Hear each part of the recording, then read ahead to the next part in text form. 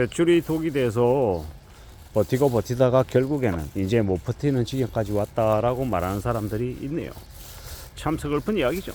참 안타깝고 참 두렵고 참 공포스러운 이야기입니다. 근데 우리가 살아가면서 살면서 이와 유사한 일들을 많이 이제 경험하게 되는 거죠. 잘 생각하고 잘 따져보고 지내야 되는 것 같습니다. 살아간다라는 게, 삶이라는 게 참으로 녹록지 않죠. 우리의 생각, 우리의 바람, 우리의 생각대로 전개되지 않는 경우가 많습니다. 그래서 밤잠을 설치고 고민하고 걱정하고 어떻게 해야 되나라며 막막해 하는 경우가 많을 겁니다. 결국은요, 자신이 이제 관련이 되어서 자신이 일으킨 일에 대해서는요, 불편하지만 결국은 또 헤쳐나가야 됩니다. 해결해야 됩니다. 그런 것들이 더욱더 필요한 게 지금이죠. 결국은 스스로 살 길을 찾고 스스로 빚진 것에 대해서 어떻게 갚을지에 대해서 고민하고 걱정하면서 해결해 나가야 합니다. 어떻게 되겠지, 누가 대신 해결해 주겠지, 이런 마음으로 쉽게 만만하게 뭔가를 생각해서는 안 되겠다라는 겁니다. 좀 더 각오를 하고 좀 더 냉정하게 뭔가를 대안을 마련하려고 애를 써야 될 것 같습니다.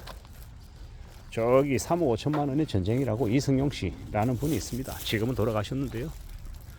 하루에 1시간 반에서 한 3시간 정도를 자면서 어떨 때는 7가지, 어떨 때는 9가지 일을 하며 돈을 벌어서 빚을 계속 갚아 갔었더랍니다.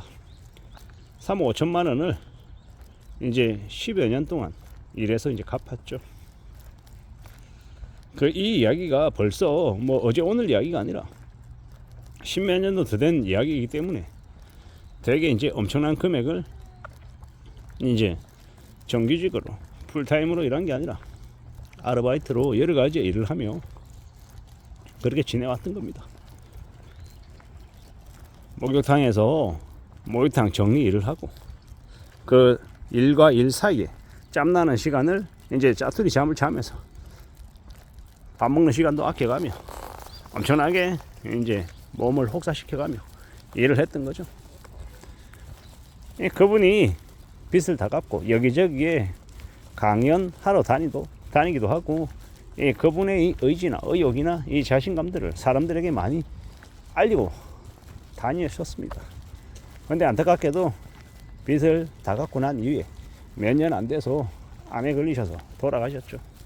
너무 과도하게 몸을 혹사시킨 탓입니다. 근데 그분이 이제 보여줬던 그 책임감, 자신이 졌던 빚에 대한 이제 끝까지 갚겠다라고 하는 그런 각오나 실천, 행동의 모습들을 보며 보통의 사람들은 많이 깨닫죠.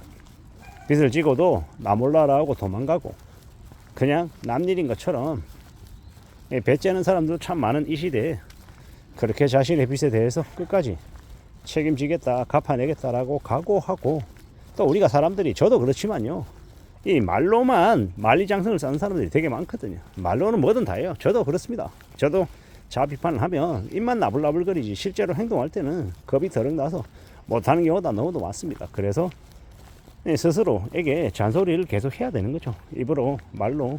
그러면 안 된다고. 근데 이제 한 수백 번 얘기하면 조금 이제 잠시 잠깐 그런 마음을 좀 갖게 되는 거죠. 아예 안 하면 머릿속에 아예 그런 생각 자체가 없죠. 더 뻔뻔해지고 더 이제 무책임해지고 더 개차반처럼 사는 게 저도 마찬가지입니다. 아무튼 이제 그런 빚을 갚아내겠다라고 책임을 지겠다라고 하는 사람들이 있다라는 것 자체가 참으로 대단하고 참으로 이제 많이 고민하고 많이 생각해야 될 부분들인 거죠. 우리의 인생을 살아가면서 다들 힘든 건 하기 싫고 편하고 좋은 것만 갖고 싶어 하는 게 이기적인 사람들의 마음이잖아요.